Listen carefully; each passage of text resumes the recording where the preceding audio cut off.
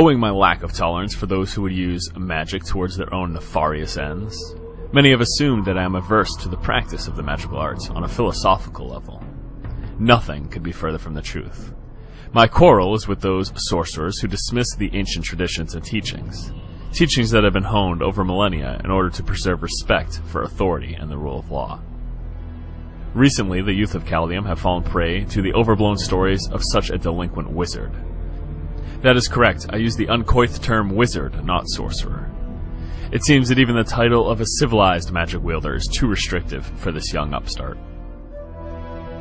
Through my contacts at the Ishari Sanctum of the Mage Clans, I am one of the few who actually know the truth behind the rumors now sweeping our streets regarding this hellion who flaunts her magic irresponsibly.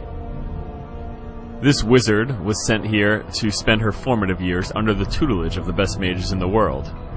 Well, it seems they neglected to teach our wizard manners on her native island of Xiansai, for she was rude and uncooperative student from the very beginning.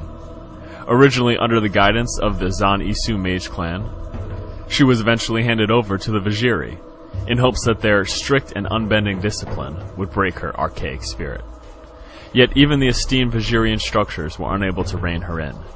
She was continually being caught seeking out dangerous and forbidden magic, heedless of the consequences to herself or anyone around her. Although there was no truth to the tales that she actually ventured into the infamous bitter depths below Sanctum, she was caught in the ancient repositories, where the most dangerous incantations are housed for the safety of the public. When confronted by the great Vashiri mage Valthek and demanded to account for herself, she brazenly attacked him rather than face the punishment merited by her acts. Exaggerated stories of the battle are already being inflated to mythic proportions by the more rebellious of our city's youth. But suffice it to say that she did not actually best Ishari's most powerful mage in single, honorable combat. The detail of the counter remains unclear, as Valthek has yet to regain consciousness, but it has been verified by reliable sources that she relied on trickery and deceit to bring the great man low. I have also been assured that the extensive property damage was chiefly the result of Valthek's magical prowess, not the upstart wizard's. As to where she is now, no one rightly knows, for she fled the city immediately after the encounter. It is not my goal to alarm, but I find the situation disturbing.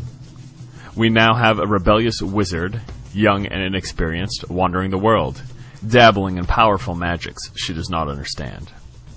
Those wiser than you or I determined long ago that certain schools of magic were too dangerous and forbade their practice. It is those magics that this wizard seems determined to explore, magic centered on manipulating the primal forces from which reality is constructed. Imagine a headstrong and 19-year-old youth able to warp time itself to her will? The thought is truly terrifying. It is my honest hope that this self-styled wizard chooses never to return to Caldeum.